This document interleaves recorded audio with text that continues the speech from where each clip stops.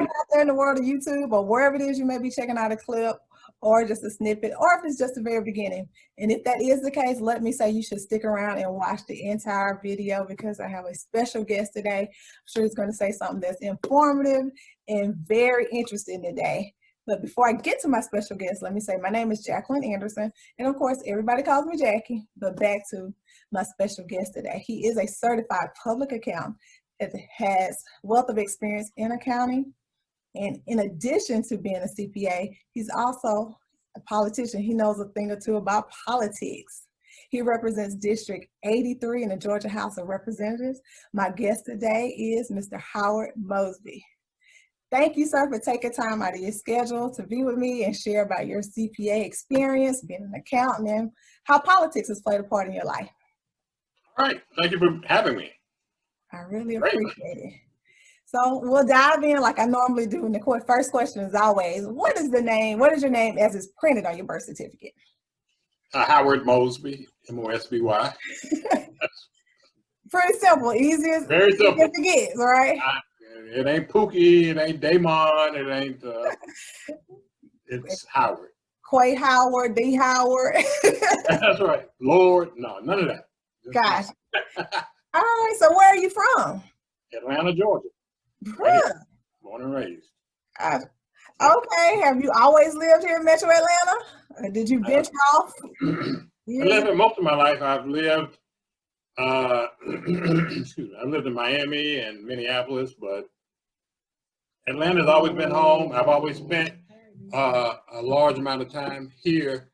Out of most of my life. Let me just say this: I'm long term an Atlantan, Georgian. I was born here. Went off for a little while, but you're back. Well, I went to school. I went to Atlanta Public School System. Went to Georgia State University. Worked at one of the largest public hospitals in the nation. I was a public servant, and I'm a certified public accountant. So my whole life is public. Okay, servant. That is cool. Do you mind sharing your current age? What the? Blank. Context so we can understand this wealth of knowledge you built over your career and inspire others who are coming along behind you to see what it takes to get where you are. I'd be glad to. I have reached a wonderful age of 29 years old. All right. Proud to be 29. Praise the Lord. Do you remember, how long have you been a CPA? 29 years. All right, zoom on in. Let's get the zoom, okay? Good. I'm 59. I've been a CPA since 2001. Gotcha. Okay. How long that is. Gotcha. And were you initially licensed here in Georgia? Yep. This is the only place I've been. I put down roots. Gotcha. Okay, you mentioned Georgia State University. What did you major in and what degrees did you? I majored in finance at Georgia State University. I went in back in the day as computer science is what they called it then.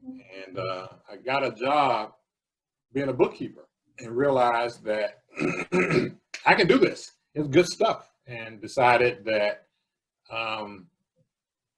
maybe I need to look at accounting. And the company that I worked for had an accountant come in to do an audit. And the guy looked at the work and he said, who did the work? And I told him I did. He said, well, you definitely need to probably look at accounting as a career. Happens to be an African-American auditor too, so it made a little bit more sense to me to look at that. And so I went to Georgia. I went back in to change my degree from computer science to accounting, and I took intermediate accounting. I said, I'm done with this. I'm doing accounting as a degree. I know, right? I'm done. I went on over to finance. Okay. But then I took all my electives in accounting. So I took advanced accounting, the audit, and all the stuff, and also took finance stuff. So international finance, hedging, all that. And so it actually worked well together. The two worked well together. So when I graduated, I had enough hours to sit for the CPA exam. Gotcha. Okay. After meeting that guy or someone who came in that you met, I think coincidentally, were there some conversations about pursuing CPA? How did you end up going along that track, even though, like you said, you had accumulated enough hours to sit for the exam? So when I was graduating from Georgia State University, I talked to another African-American HR person just about career advice, because I was contemplating whether or not I needed to get an MBA. Okay. You know, because that was the deal back in the late 80s, early 90s. You know, you get MBAs. Get your master's degree. Get your master's degree. So the guy asked me, he said, do you think that you're wanting to stay in the finance arena for the rest of your career? I was like, well, I think so, because I'm doing pretty good here. He said, well, if I were you, I would get a CPA. I would get a license. Okay. And did this gentleman have a CPA? No. He was just an HR person. Okay. He said a license, he said you will be one of the few people out there with a license. That's true. Everybody's going to have an MBA. Okay. You will have a license. Very few will look like you. So I was like, oh, okay. And then I could take a test and I have a license and go to school 2 years and get an MBA. I'm taking the test and I'm going on. Should have got the MBA, but that third test wasn't no joke. Let me say the other side of that. Right.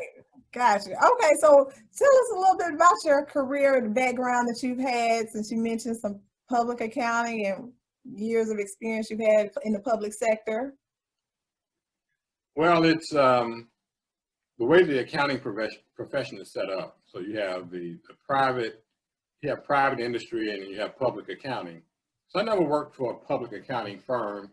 Okay. And the profession for a long time was set up only to serve public accounting. True.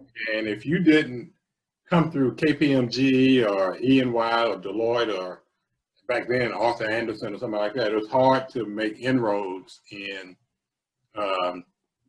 becoming a CPA. I actually, when I became a CPA, I went down the most arduous pathway to get here. So I had a degree in finance, so I did not major in accounting. So because I didn't major in accounting, but I had these accounting hours, back in the day in the state of Georgia, you actually had to sit for another exam to prove that you could sit for the CPA exam. Really? So I had to do that. You tortured yourself. I tortured myself. Once I did that, I went from there and sat for the CPA exam. And I took it. I just want all of you to know I passed it. I'm going to talk about how many times that took. I'm just saying I passed it. There's something about tenacity and stick-to-itiveness. Talk about it. Stay with it. But anyway, I passed. Talk about that, because we know several times there are retakes. Well, you know, some things, you know, you're just trying to get a feel for. It's not that I couldn't pass it. I just wanted to make sure I understood that they were offering all of the different things in accounting, and I wanted to make sure I experienced the full smorgasbord of things. And then you got to get your feet wet and see what the expectations are, right? I had to do that. So I took that freaking exam. I tell you, it wasn't no joke. So back when I took it, it was 3 days. Okay. And in the state of Georgia, you have to pass 2 parts in order to get credit for those 2 parts. You have to pass all of it or pass at least 2 to keep those parts. So that kind of was, I started thinking about whether or not I was going to, my strategy was to try to pass all of it or to do the 2 and 2. So I did decide, after I took it that first time, I was like, this is some bull. No, anyway, so I decided to do the 2 and 2 strategy, study for 2 and get ready for the next 2. So that kept you in the game for a minute. And then once I did that, I passed the exam. Then once I found out, since I didn't work in public accounting, we work in the industry, you have to work under a CPA at the time at least 5 years in order to get licensed. Really? Yes. So I had to work under a CPA. So one of the CPAs that I worked under, the guy let his license lapse. and Oh, no. the State Board of Accountancy wouldn't take that service, which meant I would have to start back over. So to the guy's credit, he went and got his license reinstated. Oh, okay. So I praise God for that, and I thank him for doing that. But because of that, then I had to go and sit in front of the State Board of Accountancy and them quiz me on why I wanted to be a CPA and look at my stuff. And the State Board of Accountancy at the time was in Macon, Georgia. So I had to leave Atlanta, drive to Macon. So I did everything you had to do in order to become a CPA in the state of Georgia. I've seen the whole pathway. I see you have to drive about an hour away to be grilled, as you say, quiz through that. Was that because of that special circumstance, or that was just the process back then? No, that was because of that special circumstance, because all the things that I did. So I didn't have a degree in accounting. I didn't do it then. So they just said, well, we need to see you. We're just not going to give you a license. We need to see you. Well, you earned that. I earned every everybody can go look dime at Howard Mosby. You can check his credentials. He earned that. I know you would never let it lapse. that thing that just got me. I feel the pain right there as you tell the story. That was a lot. So over the years, have you worked outside of that with the experience in politics and government, or have you done anything in the classroom academically with it? With the organization that you've been with so many years, primarily. All right. So my day job is at Greater Memorial Hospital. Okay. So we take care of the least of these, which resonates with my core. It's either you love it or you hate it. Okay. It's almost like that with anything with service. Either you love giving or you don't. And if you don't like giving, then don't get involved in stuff like politics, nonprofit organizations. Just go to Las Vegas and take your money and see what you can get. Gamble in that arena. You're a comedian too. But yeah, I was deciding to figure out how I give back with the blessing that I have, and one of those things happened to be politics. The door opened up. It was an opportunity, and it wasn't anything I was looking for. It was just there, and I walked in, and I became an elected official. Again, the providential thing about that too was that I was one of the lead sponsors on changing how the CPA exam, how we got rid of the 5-year deal of the industry. Yeah. Okay. So now it's just a year.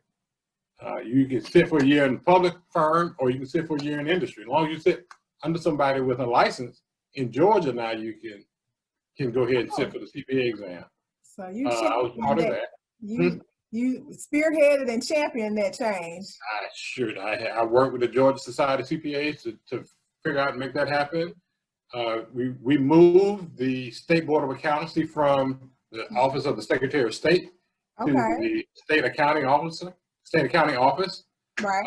Was part of that transition, making that happen. So these things that I had been able to do, I worked with the Georgia Society of CPAs on their, they had this high school education program where they were trying to get high school students interested in accounting. Right. They would go out to UGA and they would spend a couple of weeks out of the summer or a week out of the summer to take these kids and give them an immersion into accounting. Mm-hmm. I helped teach one of the sessions in that. Okay. So I try to give back wherever I can. Well, thank you for your service. I can say I have definitely benefited from that change where you're talking about 5 years or 1 year reporting directly to a CPA. So thank you for that change. That made a big difference. Yeah. We're using you suffering just because I had to. Well, thank you for your tremendous sacrifice. Thank you on behalf of those who come after you. Thank you very much. We appreciate your service and your leadership. Thank you. So what area of accounting do you have a specialty or area you specialize in? working at graveyard. Specialize in numbers. The 2 plus money, 2. what the money is, what the bottom line is. That's right. Well, the last question on the those of you who have not taken the CPA exam, the last question on it is if you got a question from your boss asking you how much does XYZ cost, your answer is how much do you want it to? I see, you're hilarious. Hilarious. Yeah, I tell you, accounting has been very good to me. It's been very good as a profession. The thing that I tell usually when I do, when I talk to high school students who are looking at going to college and majoring into anything, on the business side, I tell them, accounting is the language of business. If you went to Russia and you didn't know how to speak Russian, you're in trouble. And there are many people who graduate from these business schools who don't speak business. True. They think they do. They think they do because they can talk the strategic planning terms, but they don't speak business because business talks in accounting terms. And if you can't translate some activity to accounting, you'll never be seen as an asset in that organization. Well, did you hear that, everybody? Audiences who listen, take that tidbit to the bank. Well, back to those days of studying, and do you remember, or in your advice in talking to students these days, is there a particular review course or prep course that you typically recommend or not recommend, especially when you factor in the price, just the reputation or convenience of some of these just being strictly online? We don't need to talk. We need to have a conversation about color first. So we can't talk about this without talking about color. Okay, well, let's dive in. Yeah, because you can't talk about so testing is an issue amongst our people. Primarily. Well, I will say, I'll throw out some statistics. Sure. So since we're jumping into that part of it, as you know, I'm sure since you are a champion and we're starting to talk about how we're underrepresented, the Black community, we're less than 1% because the calculator just can't even calculate it, 0, 0, 0 something. So they just say less than 1%. We're about 5,000 of 650,000 in the United States. So that 5,000 number is less than 1% of the total number of all CPAs. And there's also an issue in our community with the pass rates on the four-part exam.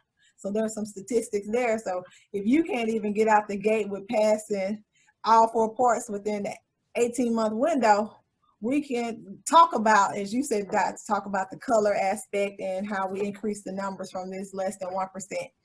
So I just wanted to frame and give some context about what you're about to get into. So go ahead. Well, I want to talk about how sometimes we as a people don't want to know why something works the way that it does. We just kind of want to. It's almost like, so I buy a piece of furniture from IKEA, comes in a box, and the first thing is when you open that box up are some instructions. Now, being a man, the first thing I do is take those instructions and throw them away. And I go to try to screw that thing together. I got the picture on the box. I know what it looked like, and I go to try to put that thing together. We're going to figure it out ourselves. Generally, what will happen is 1 or 3 things. I'm going to tear it up. I'm going to spend an inordinate amount of time putting that thing together, more than what's needed. Or 3, it's going to be built raggedly. Raggedy. Raggedy. Where I come from, we say raggedy. Okay, there you go. It's going to be janky. Okay. So, and it's like that with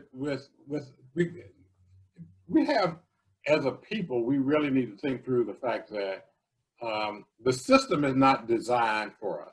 So let's just be clear. It really is not designed for us. And so we believe that if we take the time it takes to go through a process, when we get to the end of it, the process is going to say, even though you've done all of this, we're not going to allow you access. So what we'll do is we'll try to shortcut. So I spent my time in high school working at Six Flags. This is what I learned. This is where I earned this, honed this skill. So white people riding the roller coaster ride will walk up to the back of the line and stand and wait their turn. Mm-hmm. Black people will walk down that line to look to see two things: Gap or somebody they know. Because they're not going to wait and get to the end there and then they tell them the ride shut down. And we operate that way on just about on a lot of stuff because we don't think that the system is going to work for us. Okay. And so we look at testing. So you take something like the CPA exam, and even though you might do all the studying that you want to do, whether or not you take Lyme, you take Becker, whatever the deal is, and you do all of this, and you go in there, and you still don't pass. And it's demoralizing because they're not talking to us. They're talking to another group of individuals. And so we have to think through how we learn, how we understand information, what is it that you're trying to get out of it, have a strategy when you're going in to take the exam, all of the things that's necessary to actually pass the exam. And there are many of us that do very well on it, but just as a group, because those numbers as a whole tells you that there is something systemic going on. It's not that black people are dumber than white people or Asians or Hispanic. It tells you that there is a systemic issue here that we have to take another step in order to be successful. And for you, that step might be, I need to understand more about test taking skills, or for you, it could be, I need to understand more about why the exam is designed the way that it is. And we got folk that sit around every year designing questions for the CPA exam because they think that too many people are passing it.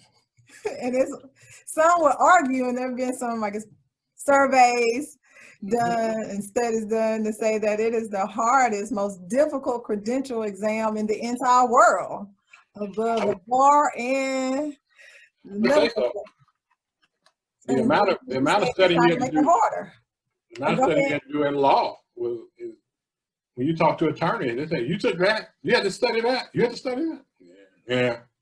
Because they might ask you a question on it. You didn't know. Right. So what advice or what do you think we can do or should do in the Black community to increase the pass rates? Because we do have circumstances within the Black community that seem to be a barrier and more obstacles than other communities may have. We don't have the safety net. We don't have the extra finances, the extra money, the backup plans. No, well, I think it's more nuanced than that. I think it's why do you want to be an accountant? And a lot. Well, that may be true part of it as well, because some people just aren't exposed to the accounting profession early enough. But they may not be exposed to what all accounting, what it can do. Like I said, it's the language of business. So if I become an accountant, I'm gonna sit in the corner somewhere adding up 2 and 2 all day long. And that's not what the profession is. It truly is the language of business. And if you know the language of business, you can actually make some things happen in an organization to help catapult not only your career, the career of individuals around you. You can be a great mentor to help people navigate the space, and understanding what the profession is and what it means to business, whether it's business, whether it's government, whatever the thing is, everybody uses accounting to advance their agenda from point A to point B. And if you want to be seen as a value add, then you need to understand all of what your profession does. But there are some people, again, many of us, we pick professions based on what we think the income capability is of the profession. Okay. So accountants, they come out making 75 grand. Okay, that's what I want to be. Really? You don't want to do that for that. That's like a doctor. I want to be a doctor because they make $200,000 a year. You'll be a bad doctor. I see them every day. I see them getting trained every day.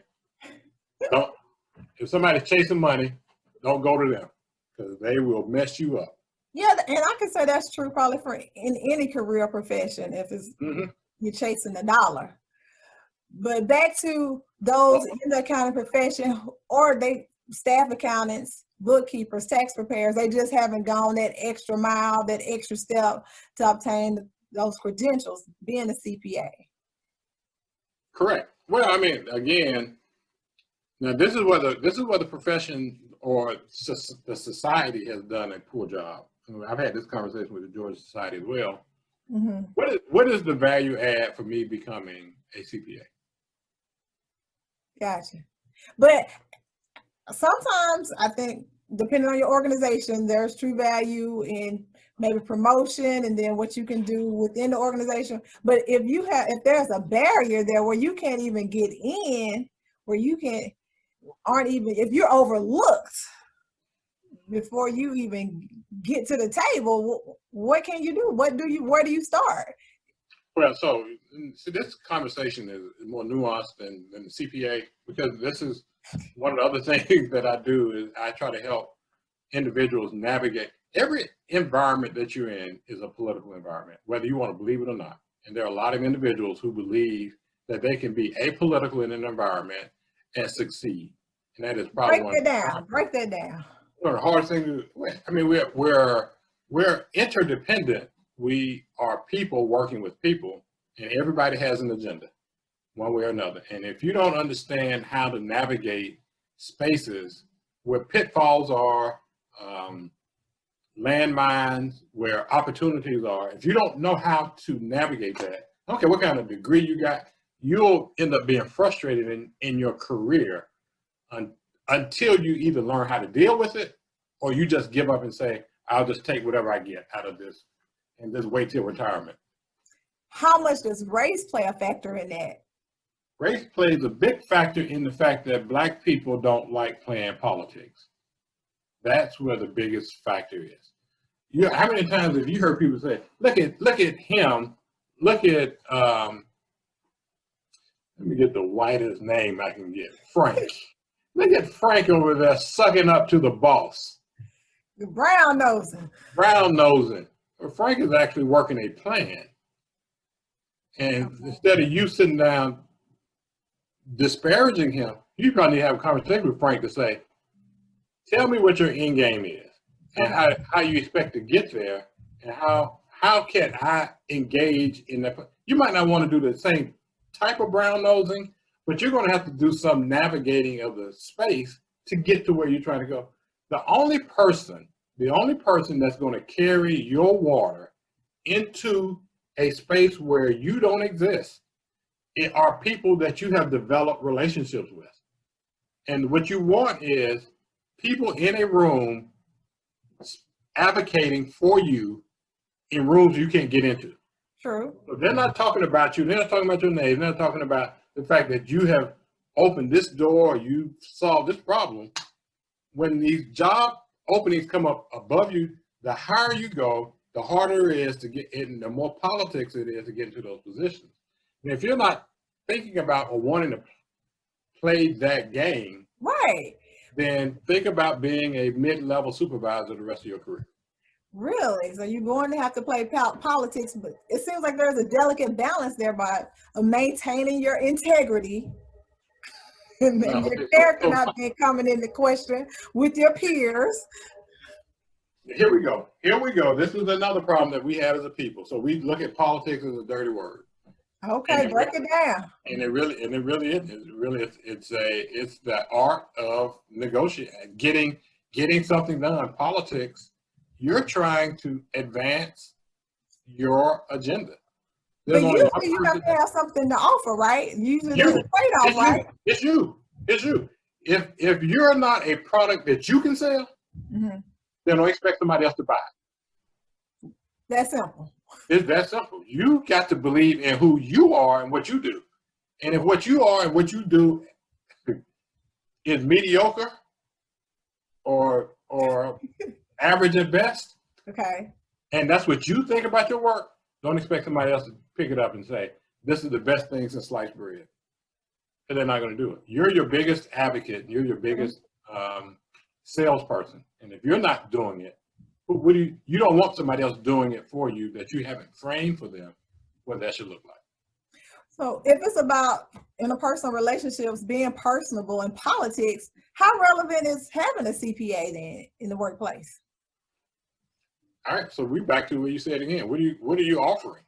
What are you offering? So when I tell somebody that the return on investment of this particular engagement or project is X, and then they look at me, and then I look back at them and say, now, you can question this if you want to, but I have been licensed by the state of Georgia as an expert.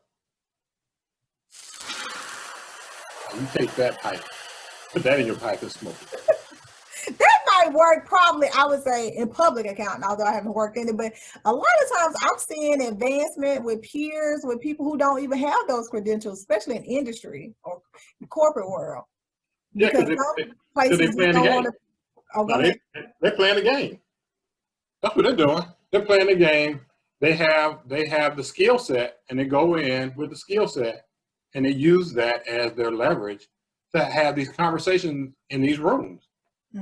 What the CPA does is it solidifies the fact that I'm an expert. I am the country, the world sees you as an expert. Somebody, somebody comes to you and says, so who are you supposed to be? I'm an expert. I got a license right here. It says I'm an expert. What you got? Yeah. That's what's in your head? Nah. How do we get those opportunities? Since we are considered experts, you have passed the exam, you are licensed, but you seem to be stifled in your career or possibly not playing politics right, not playing that game correctly. So what advice you give? Let me say this. The Mississippi River. Well, I'll add this. Do you just jump ship, or can you talk about how to navigate where you currently are? Go ahead. I mean, if you can't, this is not, we can have a spiritual conversation too.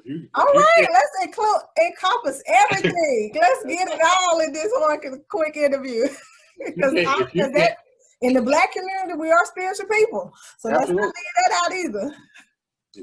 If you can't succeed in little things, you are not going to be given bigger things to do. All right, so I'll paraphrase that. All right, preach. But the Mississippi River is not a straight line. It is not. It winds and curves.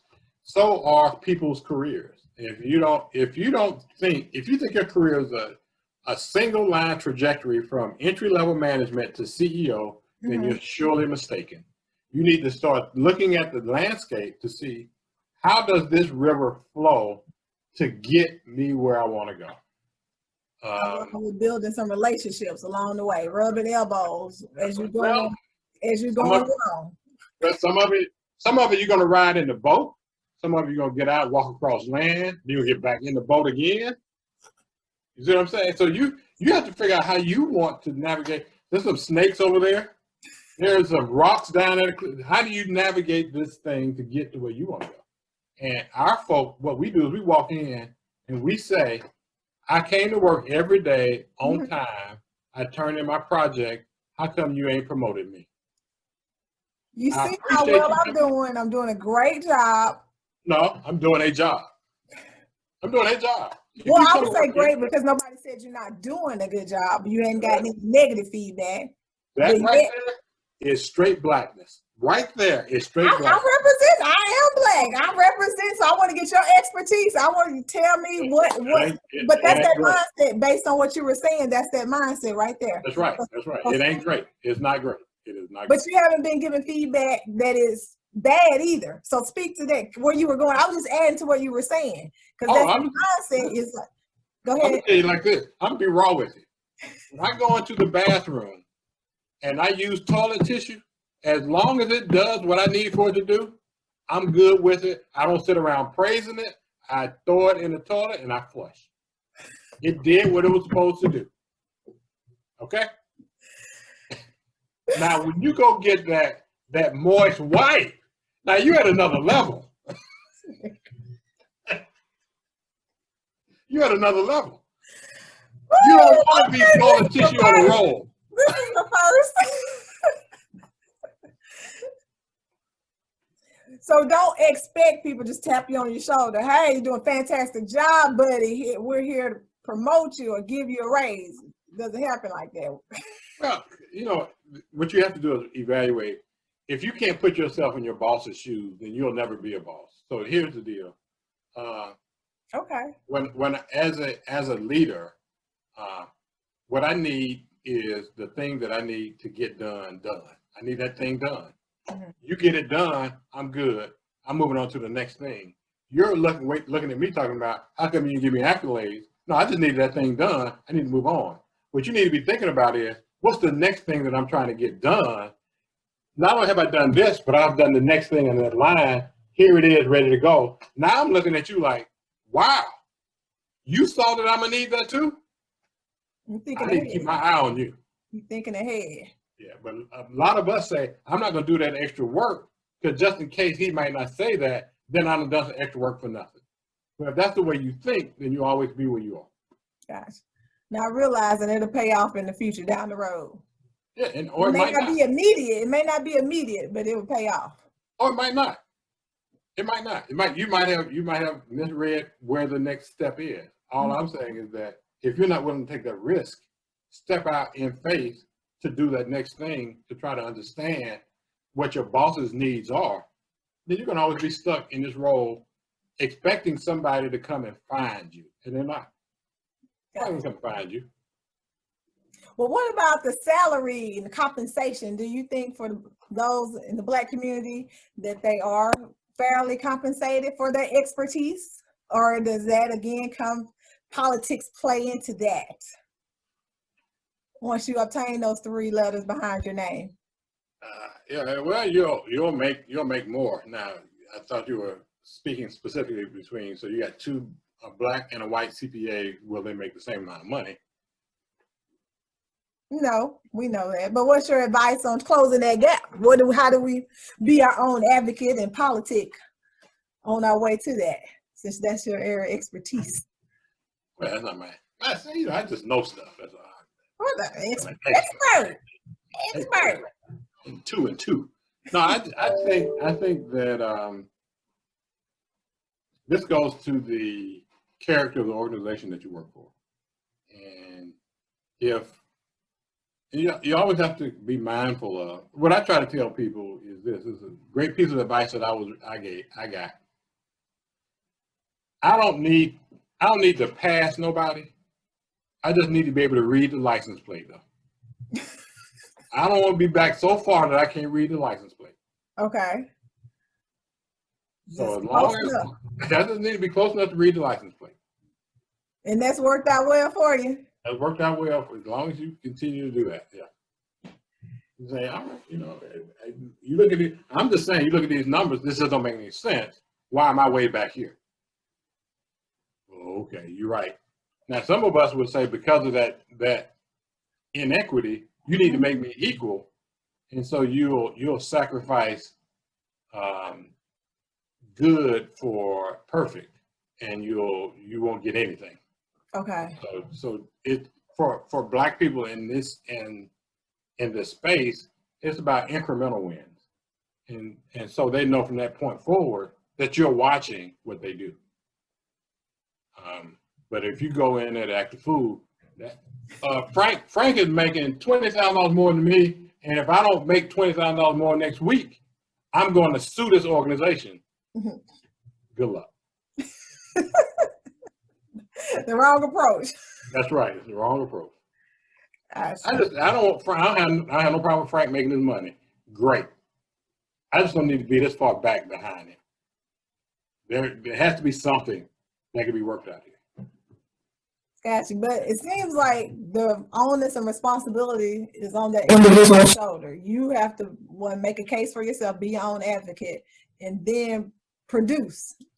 You got to have something to back up the argument as you're making your case, whether it's paying off right then or not.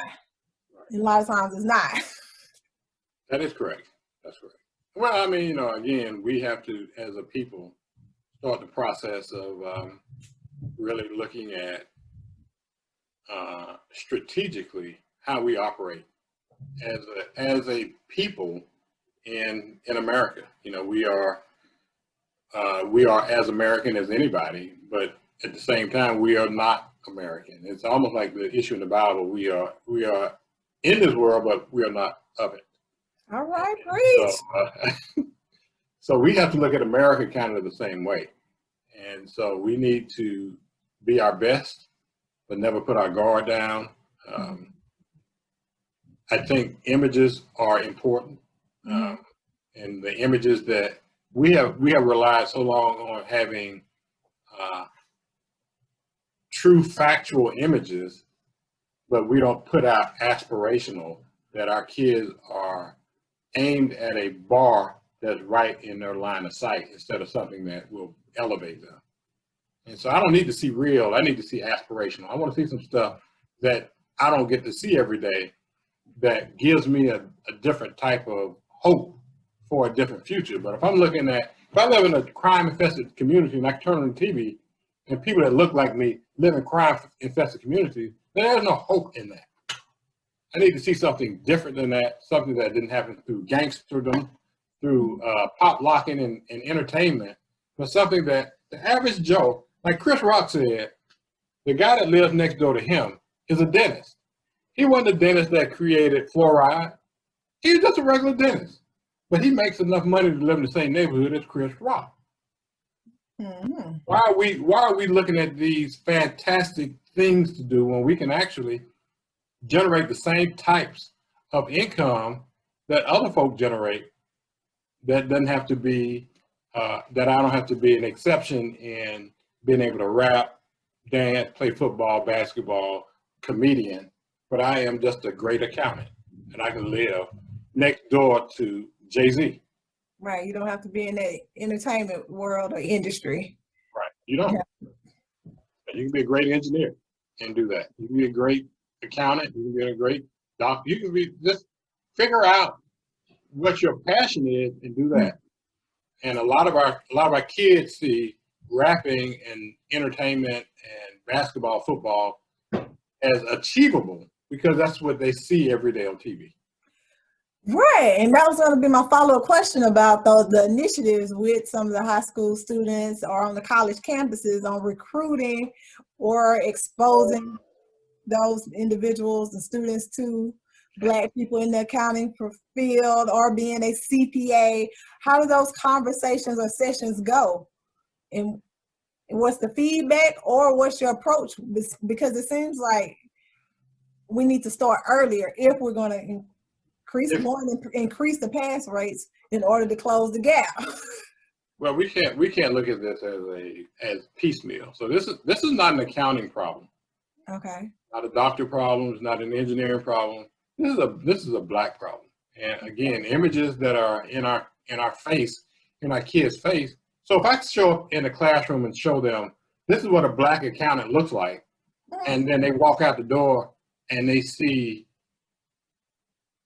basketball, drug dealer, whatever the thing is, they'll forget quickly about me because the images that they are being bombarded with is something different. And what we have to show them is that if every time you see LeBron James, you need to understand that there is an accountant behind him. Every time you see Jay-Z and Beyonce, you need to understand that there's an accountant behind them. Nobody's telling that story though. Right. Jay-Z is not talking about his accountant. They're not. LeBron James is not talking about his accountant. He should be, so these people can see. They can see people who are protecting his brand, marketing people, that Black people can say, yes, I can go into marketing. I can do brand management, or I can do accounting. The engineers behind putting these things together, the people who are doing the sports medicine piece. There are a lot of, in order for LeBron James to show up on the court, there are a lot of things that have to happen for that to take place. And we as a community don't see a lot of that. We're not exposed to.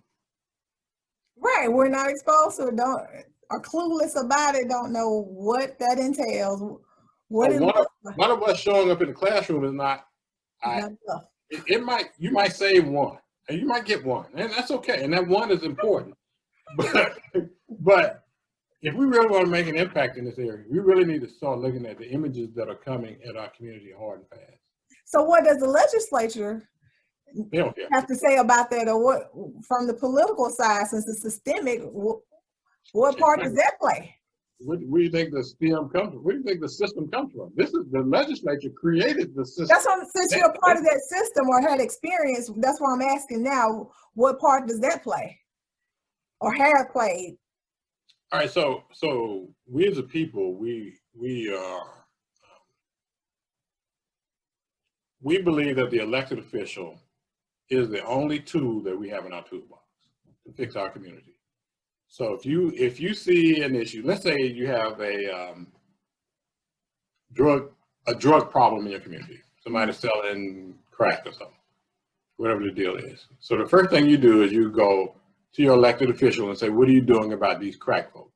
Mm-hmm. Now, me as an elected official will say, the last thing I want to do is fill a prison up with more people that look like me. So you don't really want to go down that road. However, you got constituents out there saying, I'm terrorized every day.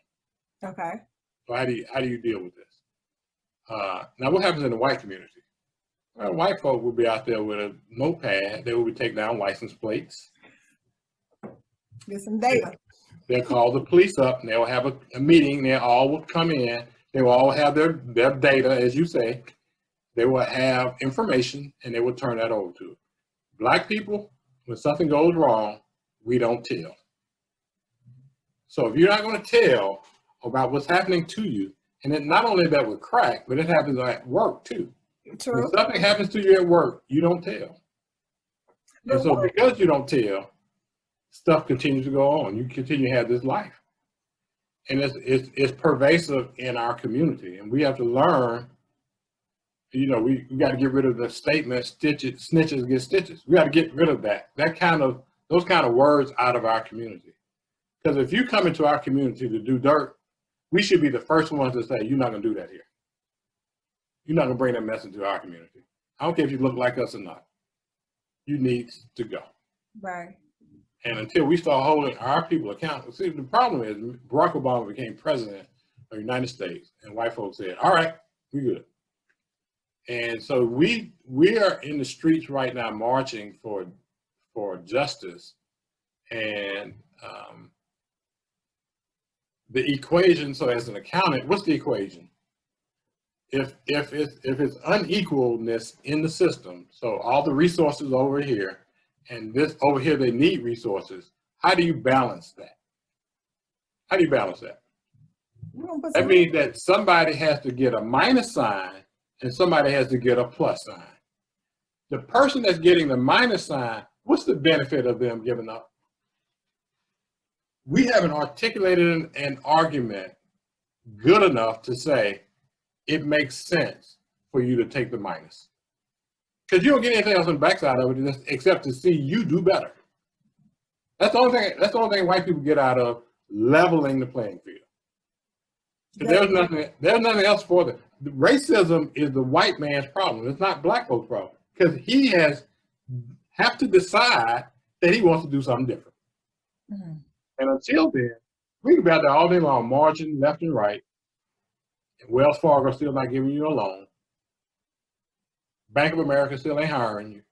Mm-hmm. Where Wells Fargo said, I can't find no good black people to be in management here. They don't exist.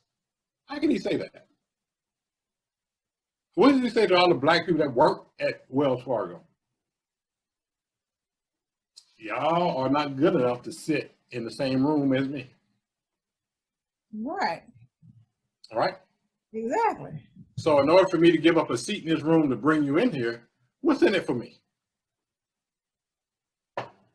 And this goes back to we don't know the language of business to be able to talk about why change needs to happen. And everything that we do from a protest standpoint has to be pushed to that economic benefit standpoint. Now, so there are a lot of people say, well, we can protest using our dollars. So what we'll do is, since we are worth however many trillion or close to $1 trillion as a people, we should stop spending money with white folk, right? Where does our money come from? And how long? How many black car manufacturers do you know of? Right. When you look at downtown Atlanta at night, you see how it looks beautiful lit up, right? How many of those buildings are black owned? So when you start talking about, I'm going to take my money and not spend it in the white community, you won't have any money to spend in the white community. And it goes somewhere else. And now what? Okay. So we have to have a long-term strategy, and it has to be well thought out, not these knee-jerk things that we're currently doing. And this is where accounting comes to play.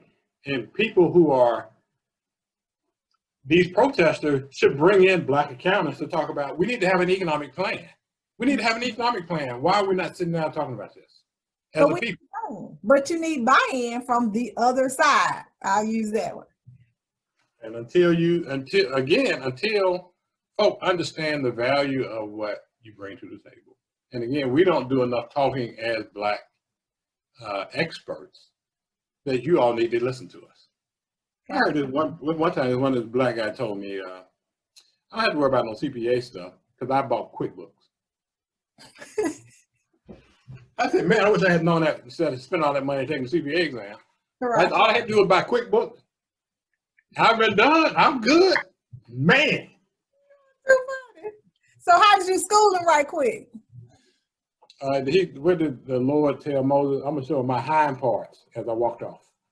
That was the end of the conversation. That's the conversation for me. If you could tell me QuickBooks is your answer, there's nothing else I can do for you. And that goes to another issue in the Black community with small business owners or business owners, Black business owners, not seeing the value of having an accountant, a certified public accountant, relying strictly on QuickBooks. And that mindset that you just mentioned there. It's cheaper. It's cheaper. They think that it's probably not just Black folk, but Black folk are notorious when you start trying. There are too many people out there who are holding themselves out as being experts in the accounting profession. They might not say CPA, but they'll tell small Black businesses that I got you, and they end up messing their stuff up. And then you and I come in and they'll say, I don't want to deal with that. One of the things that we get to a lot of is that they'll go to a white firm and not understand a lot about what's being told to them. The business does bad. And then they come to you to say, can you help me now? Mm-hmm. And then you say, well, this is my rate. And they say, well, I can't afford to pay that. But you can afford to pay him. You burned all your money over there. And now you're back to me and you want me to do discount work for you. Clean it up for you. Yeah, but it's devalued work. And then once you get back on your feet, I'm not your preferred choice. You go back. Again, I guarantee you, Jay-Z, well, let me just say this. I hope that Jay-Z's accountant is Black. I hope LeBron James' accountant is Black. I hope.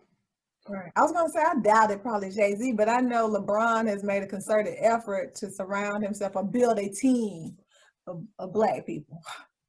I want to know about on the finance side, though. But I don't know necessarily. But I would say since he made that effort regarding those around him with management, agents, if he was that forward thinking, I would say he did that on the business side as well. Like you said, I would hope. I would hope. But it can't be the one-off, though. As Oprah, all of them, they need to make a statement. White people have a problem with showing up with a white accountant, white attorney. It's not even thought about. When you walk in the room with a Black one, it's almost like, you gotta. Yeah, it's a double take, and maybe triple. That's right. That's back to those images that we have to change. So what is the legislature or the GS or CPA, Georgia Society of CPAs, and those organizations, and with your leadership, what has been done over the years? So the society is trying to make some inroads in this area. The problem is most of your Black accountants in the state of Georgia are not members of the society because they don't see a value of being there, primarily because it comes across as a white person social club. Okay. A lot of the events that they do are things that historically we don't do, Okay. Some of us do those things, but it's just not something that we do. And when you're in there, the conversations don't bend in the direction and so a lot of us, we don't, and it's hard to have this conversation We give more in these conversations than we get out, because we have to assimilate. They have to integrate. We have to assimilate. What we found out about integration, as an aside, is that white people will not shop in the Black community, whereas Black people will shop in the white community. And until you have a diversity of dollars in both Black and white communities, one of the communities is going to suffer. In this particular case here, the Black community will suffer with only receiving Black dollars in it. You have to have a diverse dollar in the community, as well as having a diverse workforce. And until that statement gets across. So when you talk to your white counterparts, the CPAs, you ask them about how many Black businesses do you do work for? Mm-hmm. And you're not going to hear a lot. They don't, unless they're huge, H.J. Russell or something. But they don't do business with mom and pop. This is it, franchisee. And their money spent just like anybody else's money. Okay, well, before we wrap up, about 2 or 3 more questions, I was going to say, since you're this outspoken and a champion for Black people and understand politics and race, how have you been able to be successful and not alienate yourself or offend others? We're going to start off with the most common answer, and that is Jesus, number one. Okay. Let's get that straight right now. Christian, right? Christian, Lord and Savior Jesus Christ, being a door opener and a door shutter.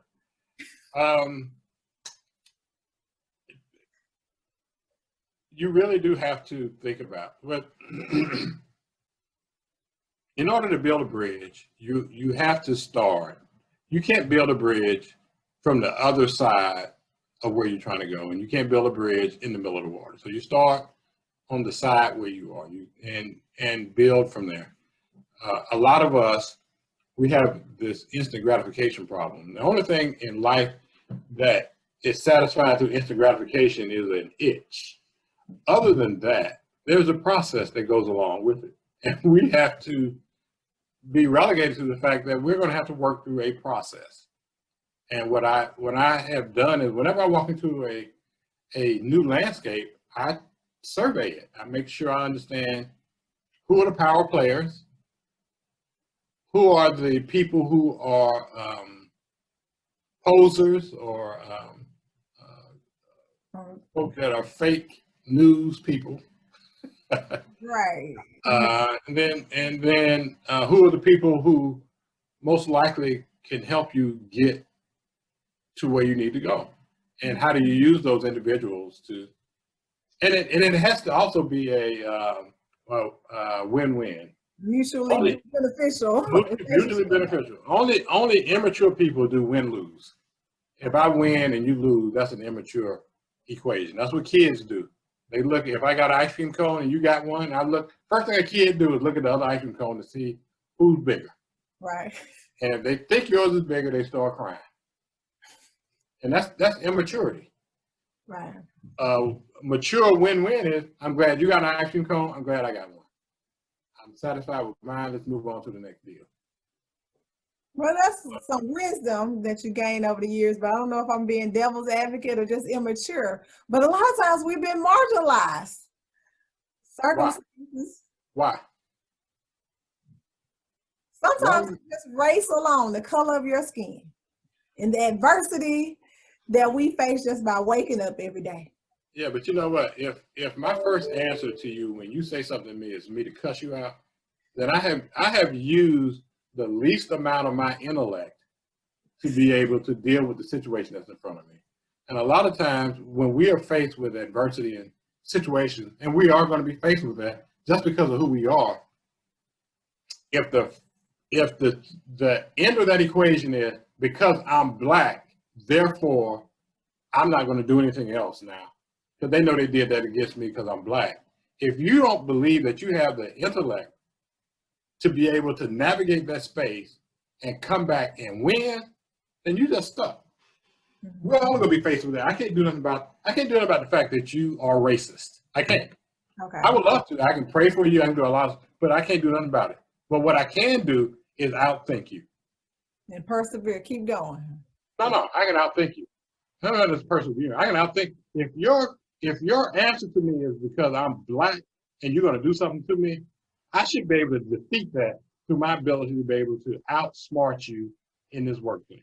Sure. But I'm just saying not give up, because a lot of times we're just deterred at that point, or we just throw our hands up. So you got to. Yeah, but I reason why I pushed back on that was don't go back and do the same thing over again, because you'll be back in the same boat.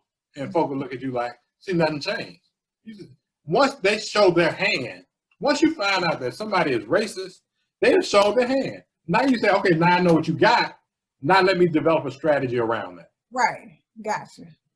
But most of us, we see the race, we get pissed off, and then it paralyzes us. True. Yeah. Well, 2 more questions. So what does CPA behind your name mean to you? I'm an expert. That's what it means. I'm an expert. I am a certified expert. You cannot take that away from me. As long as I got the letters behind my name, 2 things will be able to happen. My voice has weight, number 1, and 2, I should never be able to go hungry. If I had an MBA, that don't mean anything. But if you got a license, anytime you got a license, you can always feed yourself. So, okay, well, that just followed. It sounds like the license will supersede a degree. Well, you can't get the license without the degree. So, yes. So, master's degree, if you open up a bookkeeping service and say, I got a master's degree in political science, and you open up one next door to them, and I'm a certified public accountant, who's going to get the business? Right, CPA. And nowadays with 150 hours, that's equivalent to a master's degree. Right, that's right. Yeah. I'm riding with that too. I didn't get the MBA, but I got a license, and my license is now equivalent to that. Okay. So any parting words, your thoughts, advice, or tips on how to, for those more than what I just said. A mid-career, what do you do? Something back to you said how politics factors in just about everything we do, but specifically pursuing the CPA designation. Not to cut you off, sweetie, but I think that first of all, young folk, walking into an organization thinking you're going to be CEO next week is asinine. And I know that there are anecdotal stories out there about somebody who took a job today and then in 3 years they were senior vice president. And then so that story exists. That is just not the norm. True. And in our community, we live on the exception. So LeBron James, Jay-Z, Beyonce, Patrick Mahomes, you listen, Bill Cosby, whoever the person is, Oprah, these are all exceptions to the rule. They are. They have done some things and some doors opened up for them, and they have some skill set or talents that are superior to most people, and things have happened to them. But for the average Joe, it is an arduous process, and you have to be strategic in your space. You walk into an organization, it's not instant gratification. You got to put the work in. And so you figure out, A, you got to do a good job. You got to do a great job, number 1. And 2, you need to know where you're trying to go. I've interviewed so many people, and I say, you know what? So what's your next job? So you want to interview for this job, and what's the next job that you want to go to, though? Really? I said, that's a bad answer. I was going to say, some may consider that shooting yourself in the foot if you got an answer, because some people may view it as this is only temporary. See, that's black thinking. That's black thinking. Now, white folk think if you get your next job, 1 or 2 things have happened. They fired me, and they put you in my job, or I've gotten elevated because of your work, and now you're coming into my position. And so as you explain what my next job is, so what's your next job? Your job, as you move up to the next level, I'm taking your space. Well, I'm just saying traditionally, and things are changing. That's good to hear and see. That mindset, those traditional thinking people and managers are retiring, moving on. Yeah, but they do a good job in perpetuating certain thoughts. That's true. I enjoyed this though, dear. Thank you. Thank you. I appreciate you saying yes, carving out some time. It's been very entertaining. I will say that. Enlightening. Thank you for sharing some of your insight and giving us advice on how to be successful in the workplace and hopefully close the gap in becoming a CPA. Again, I really appreciate you. Hope to see you. Join the society, y'all. Get in the Georgia society. The only way you can make a difference is if you get in the game. If you don't get in the game, you can sit on the sideline all day long and complain. Join the society and be a part of the solution and not be a part of fussing about the problem. Correct. All right, those are some closing words right there. So before we disconnect, I always say, remember who you are and whose you are, and there's no time like the present. And I will see you next time. And thank you to my special guest today, Mr. Howard Mosby.